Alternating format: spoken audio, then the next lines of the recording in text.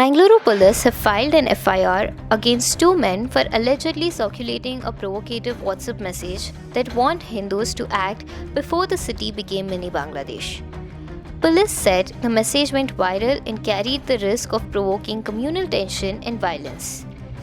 City Police Commissioner Sudhir Kumar Reddy said the post referred to shops near the Rao and Rao Circle auto rickshaw stand and made unverified allegations of illegal businesses and immoral activities.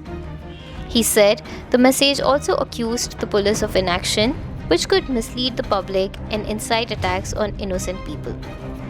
The commissioner said police had verified the family named in the post and found that the property had been legally purchased in 2014.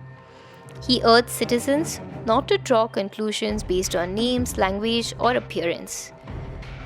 Referring to a recent assault on an Indian migrant worker triggered by rumors, he said police had acted swiftly in that case. He added that information about illegal migrants should be reported to the police for verification, after which legal action would follow due process.